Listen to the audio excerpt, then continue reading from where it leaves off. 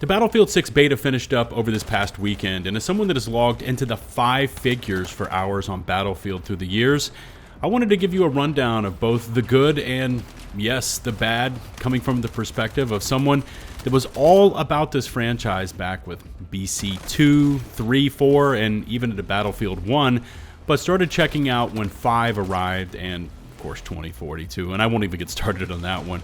But luckily, EA and DICE have listened to the feedback and have done a 180 pivot from the hero shooter formula, but are we back? Is this the glory days of 3 and 4, but using all the latest modern hardware? Mostly, but also with some controversial twists. Please consider hitting subscribe and ringing the notification bell so you can stay up to date on all my latest uploads.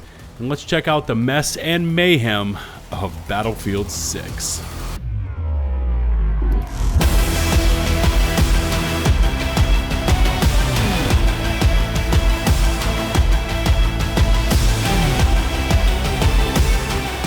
First up, because it deserves the recognition, the BF6 beta pulled all sorts of crazy player counts over this past weekend, hitting over 521,000 concurrent on Steam alone, topping Call of Duty's peak of 491K, and placing, mind you, a Battlefield beta being the key word here, at number 18 all-time for Steam concurrents. Another equally dramatic figure is the report that EA's Spear anti-cheat team claimed that its Javelin system blocked 330,000 attempts to cheat or tamper with anti-cheat controls, while another 104,000 player-reported instances were being investigated. Again, crazy numbers for a beta, which on one hand says that players were excited to try out the latest from EA, DICE, and of course Battlefield, but also it says something for the landscape of online multiplayer when that many detections are publicly acknowledged. By the way, more on that aspect in a moment. I ended up logging just shy of 20 hours over the course of this beta, and from the moment I first dove in, you are met with a flood of old Battlefield nostalgia. The sound and the crack of the rounds as they go zinging past your head, the character callouts and screams as players are downed, and of course, that destruction. Now in total, we got 3 maps to test out. 𝗔cie of Cairo, which was very reminiscent of Grand Bazaar from BF3, Iberian Offensive, and Liberation Peak, which for me resembled Dragon Pass from the China Rising Battlefield 4 DLC, although Liberation Peak was far more deconstructed, a bit higher altitude, and with far less greenery. Probably my favorite map was 𝗔cie of Cairo, with its ultimate destruction happening all around you. Building facades coming down left, right, and center. The shops were all blown to bits. The rubble, those tight alleyways, and the endless maze of corridors. I mean, it really felt like Grand Bazaar, but in final shape form, if that makes sense, with a chaotic mix of building-to-building shootouts involving singles and squads, along with armored support. When you're in a Battlefield game, it instantly hits you straight in the chest with so much input. Your heart gets racing, and there is no denying you're in a Battlefield game. Performance was also pretty good for me on PC. I was running the game in 4K on a 4090 and usually hitting right around 120 FPS, which is miles better than what we saw from 2042. Although I was occasionally getting total sound dropouts where the game would almost fry the soundboard for like 30 seconds and then reset, and I would magically get my sound back. Now it's probably something small and hopefully easily corrected, and in a game like Battlefield where so much of your anticipation and moment-to-moment gameplay is predicated on sound cues, not having any sound puts you at a serious disadvantage. Overall, I found the gunplay was pretty decent. Every class seems to have a mix of punchy weapons, some options for in close, some for mid-range, and of course snipers pestering everyone from afar.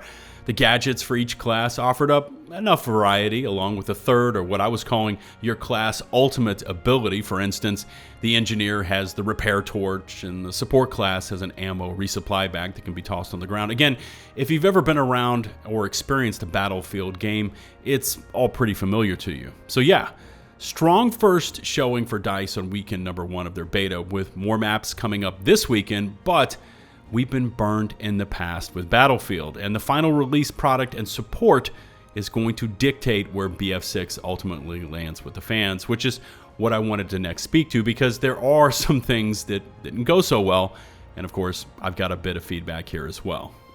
First up were the maps themselves. Now, outside of Liberation Peak, the only two maps we had were heavy infantry based. Let's call them meat grinders.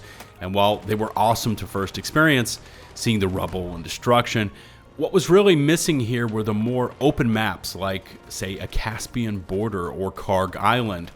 Damage is heavy in 𝗵𝐹6, with time to kill and time to death both happening in the blink of an eye, and what was missing here was a bit more space, where you could absolutely get into a crazy firefight, but also have a chance to kind of get your bearings, take a breath, heal up, and resupply once it was over. I did enjoy what was on display here, but a larger mix, especially with maps with more room to breathe, would have been a nice option. Classes also saw a set of controversial shakeups as DICE really went in there and tossed it all over the place. Support now has the defibs, Assault now has been turned into a tip of the sword class with a Helldiver stem as the third option, along with a shotgun and nade launcher. But of course, Engineers seem to be the most normal to me, while Recon will have some of its gadgets removed and handed actually over to Assault. Now, personally, I'd like to see the system we had back in Battlefield 3. The Medic had the heal bag and defibs, Engineer blew shit up and repaired vehicles, Support brought the ammo and some explosives, and the Recon provided the spawn beacon and tugs. 𝗵𝐹6, though, has a bunch of this swapped around, kind of making each class have a little of everything, but making it a master of none, if that makes sense.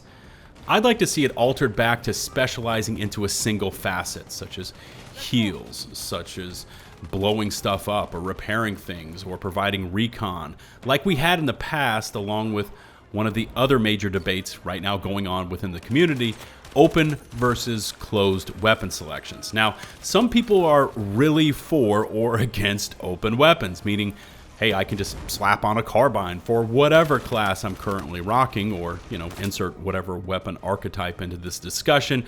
But in a way, I'm a Battlefield purist at heart, and although I do see the attraction of play a class whatever way you want to play it, I also gravitate towards seeing the weapon system locked based on the class you are running. But yeah, I guess we'll see how that one pans out in the future. DICE has also added in a healing suppression system, whereby if you're suppressed, your active health regen is disabled, which of course has a lot of players torqued. Rewarding someone for missing shots by making their targets not able to heal, at least on paper, sounds silly, so I can see the issues there. Also, a major point and a source of a lot of pain during the beta was snipers and scope glint. It was everywhere, and you could see these scopes, again, everywhere, especially on Liberation Peak. Here's where suppression would have also made a significant difference, because there's also a system where it doesn't affect ADS. So you could be a sniper outside of, say, 75 meters, where primary weapons stop doing damage. You could have the world shooting at you. You would not be taking any damage, and you could keep your scoped in and perfectly on target. This has to be changed, and ultimately I think DICE will see the light on this one, because again, it's just silly. Still, not having a persistent server browser seems to be a topic that DICE has dug in their heels on, which again I think is silly and crazy. Now, I've seen some of their recent posts acknowledging it is in the works, but this needed to be in the first beta, without question. But the whole game seems to be designed to shoehorn you into the matchmaker system. If you end up finding a good server you want to stay in, there's currently no option to do so. And my experience with 𝗵𝐹6 was a couple of good rounds where damage and hit registration were in a sweet spot. Then we would hop over to another server, and it would be over to a couple of rounds where we were getting curb stomped, bullets were traveling through targets, not hitting for damage, etc., etc. Also, if you got caught in the wrong server queue, you could do the same map on the same side as the same faction over and over and over again. Yeah, we definitely need a persistent server browser. We need the ability to stay in a kind of playlist that we prefer. We've also seen the cheater epidemic, which kind of ties into this, especially if you go back and play like BF1 or BF5, which don't have any anti-cheat. And having a real live server admin that manages their own server where they can be there to get rid of suspected bad actors, that is simply the best. Again, like say in BF1, you quickly learned not to step foot in official EA DICE servers because someone could run every cheat in the book and not get banned. But again, not having the ability to stay in your current server with your squad is something that DICE has to change.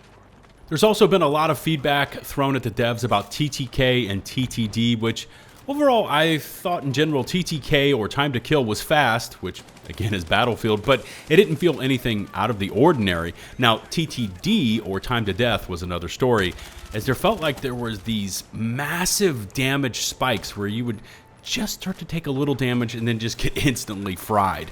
That curve needs to be more steady, in my opinion, and not a tickle, then full-on melt. I've seen it referred to as the magic bullet, and to be honest, I saw a lot of that during the beta. You'd be in a gunfight with a single target, trading rounds back and forth, and then you or the other player were just instantly folded with no consistency. There's a bag full of other stuff I could get into, some of it minor and other things major, but probably the biggest factor that led to me getting killed more often than not, especially with no warning, was lighting. BF6 has this massive slathering of HDR applied to it, so if you're outside looking up at dark windows, you can't see anything inside. You can't see anything in those windows, and vice versa. If you're inside and standing back from the windows and looking out towards the exterior, all you see is this massive whiteout of light, which makes both of these scenarios damn near impossible to spot enemy threats. So many games these days feel the need to abuse your retinas with oversaturation of light, but there needs to be a dulling down of the overall effects that DICE has gone for because it really breaks immersion. Oh, and final point here, auto spot needs to be 86'd. Doritos all over the map is just silly. If you are battlefielding, you can make the effort to spot targets by hitting ping. Yeah, so overall, we've now seen a couple of great looking trailers, big player counts for the first beta with decent feedback. Again, worlds better than what we saw from 2042 and from what I was able to experience in my 20 or so hours. It's a good first step, but I want and need to see more before ultimately pushing the button to purchase.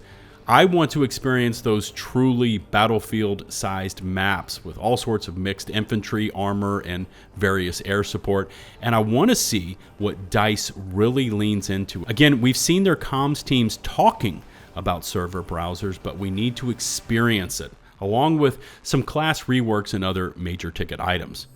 By the way, where do you stand on Battlefield 6? Are you already there to the point of saying we are back? Or is it a hard pass, or are you cautiously optimistic, needing more proof that EA and DICE have finally listened and changed Battlefield back into Battlefield? As always, I look forward to reading your feedback. If you happen to like the video, please hit subscribe and ring the notifications bell. A massive thank you goes out to all my channel members. And until the next one, this is 𝐓𝐿BuzzLitebeer, signing off.